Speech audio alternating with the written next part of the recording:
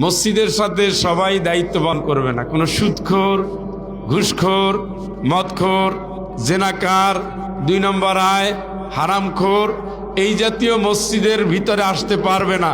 এটা আল্লাহর দেওয়া ফয়সালা। আপনারা এমন মোতাওয়াল্লি দিয়েছেন, এমন ক্যাশিয়ার বানাইছেন, তার জন্মই হয়েছে ইসলামের বিপক্ষে কাজ করার জন্য। এরে মসজিদে ভুলেও কোনো দায়িত্ব দেওয়া যাবে না। সে চেয়ারম্যান হোক, মেম্বার হোক, ঘরটা আল্লাহর, কোনো তামাশার জায়গা না। কথা বুঝেন নাই? ঘরটা কার? বিধান কার? সেজদা কার জন্য? জীবন কার? আল্লাহর দেওয়া। যাচ্ছি কার কাছে? মসজিদ নিয়ে কোনো টালবাহানা নাই। এখানে ইমামকে স্বাধীনতা দিয়ে দিবেন। মসজিদ তো এখন রাজনীতির খারাপ জায়গা হয়ে গেছে। এটা নিয়ে আপনারা জানেন এই মসজিদ কারা রক্ষণাবেক্ষণ করবেন। সূরা তওবার একটা আয়াত আছে এটা নিয়ে। আল্লাহ রাব্বুল আলামিন বলছেন, ইন্নামা ইয়ামুরু মাসাজিদাল্লাহি মান আমানা বিল্লাহ।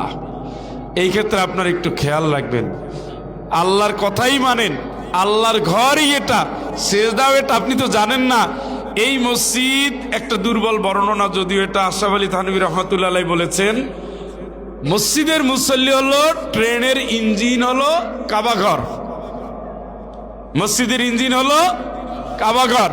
তো ইঞ্জিনের পিছনে থাকে অনেকগুলো বগি, একটা ইঞ্জিন টানতে টানতে নিয়ে যায়। খেয়াল করেন, বগির ভিতরে থাকে যাত্রী। খেয়াল করতেছেন তো? ইঞ্জিন কয়টা? সেই ইঞ্জিন হবে কিয়ামতের ময়দানে কাবাঘর। তার পিছনে বগি থাকবে সারা দুনিয়ার সকল মসজিদ, তার ভিতরে যাত্রী থাকবে সকল মুত্তাকি, নামাজি, ইমানদার। সুবহানাল্লাহ কর। ওই মসজিদ যাবে জান্নাতে নিয়ে যাত্রী সহ। সুবহানাল্লাহ। বুঝতেছেন এটা? আল্লাহ রাসূল এমনি বলে নাই যে বানাল্লাহু বাইতান ফিল জান্নাহ, মসজিদ বানাবা আল্লাহ তার জন্য ঘর বানাই দিবে জান্নাতে। সুবহানাল্লাহ। এটা অনেক ফজিলত।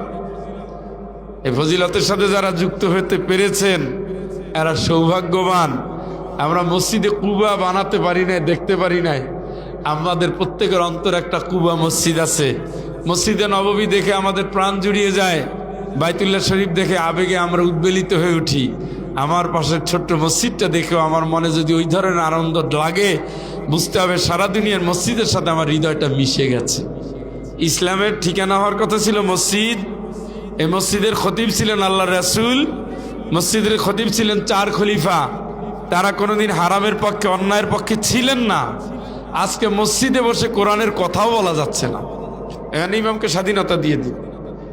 গত পরশু এটা মাহফিলে গেছি, এটা হলো নীলফামারী উপজেলা চেয়ারম্যান আওয়ামী লীগের ইউনিয়নের প্রধান অতিথি, ইউনিয়ন পরিষদের চেয়ারম্যান, এরপর উপজেলা আওয়ামী লীগের সভাপতি, মেহমান। তারা বিভিন্ন সংগঠনের দায়িত্বশীল লোকেরা এসেছেন, সব দল মিলে মাহফিলটা হয়েছে। আমার আগানোর সময় ইউনিয়ন আওয়ামী লীগের সভাপতি গাড়ির সামনে উঠছে, বলছে স্যার কিচ্ছু লাগবে না, আমি আছি আপনার সাথে, আমি আপনাকে শেষ পর্যন্ত পৌঁছাই দিব। আর ওখানে যে ভদ্রলোক ঘোষক, সে হলো আওয়ামী লীগের ইউনিয়ন সেক্রেটারি। সে বলছে আমরা এখানে বিভিন্ন দল আছি, কিন্তু মাহফিলটা কোরআনের, আপনি কোরআন বেশি আলোচনা করবেন, আমাদের দল নিয়ে কোনো ব্যাপার নাই। আপনি যেহেতু শিক্ষক মানুষ, আপনি সে সরকারের ব্যাপার অবশ্যই বলবেন না, এর বাইরে কোরআন ভিত্তিক যে কথা বলে আমাদের ঘাড়ে আসলে আপনি বলবেন, কোনো টেনশন নাই। আলহামদুলিল্লাহ বলেন। এইটা হওয়া উচিত ওভারঅল ইসলামের কাছে। এই সংকীর্ণ, ছোট মন, অনুদার, এগুলোর কোনো জায়গা মসজিদ কমিটির সাথে থাকবে না। ইমানদার তুতি উকুলাহা কুল্লাহিন, জীবনের সর্বক্ষেত্রে সে একমাত্র আল্লাহরই মানবে। সুবহানাল্লাহ। কারে মানবে? হ্যাঁ, সে সুদের সাথে নাই, ঘুষের সাথে নাই, জেনার সাথে নাই, বনের ঠকানোর সাথে নাই, 2 নম্বরের সাথে নাই, গিবাতের সাথে নাই, চগলখুরি, রাহাজানি, হাইজাকারি, জমির আলঠালা, মানুষের কষ্ট দেওয়া, প্রতিবেশীর হক নষ্ট করা, এই জাতীয় কোনো কিছুর সাথে থাকতে হবে না।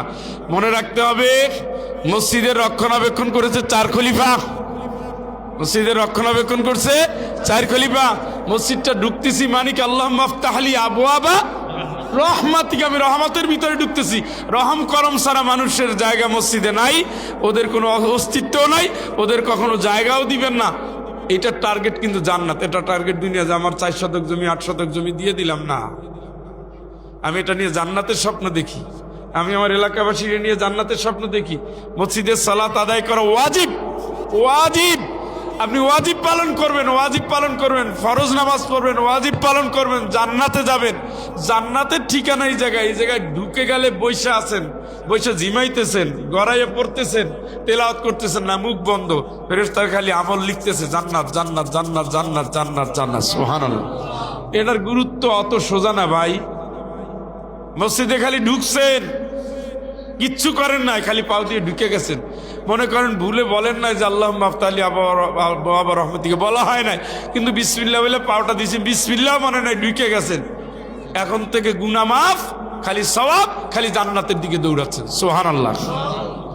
নামাজ শেষ হয়েছে, তাও আধা ঘন্টা বসে আছেন, 1.5 ঘন্টা বসে আছেন, কিছু তেলাওয়াত করতেছেন, কিছু জিকির করতেছেন, কিছু জিবাচ্ছেন, কিছু একটু কাইত হয়েছেন, প্রশান্তি মসজিদে। আল্লাহ, এই যে কানেকশন, এইটা আল্লাহ দেখতে চায়। সুতরাং আল্লাহ পাক বলছেন মসজিদ সংরক্ষণ করবে যারা, সবার আগে তাদের থাকতে হবে কি? ইমানে পূর্ণতা। ইমান কি? ইমান কি? আমি আল্লাহর উপর ইমান আনছি, এখানেই শেষ না, এখানে আরো বলছে ওয়ালিয়াউমিল আখির, পরকালে বিশ্বাস করলে তার জীবনের হারাম থেকে বাদ থাকতে হবে, আখিরাতে হিসাব দিতে হবে না।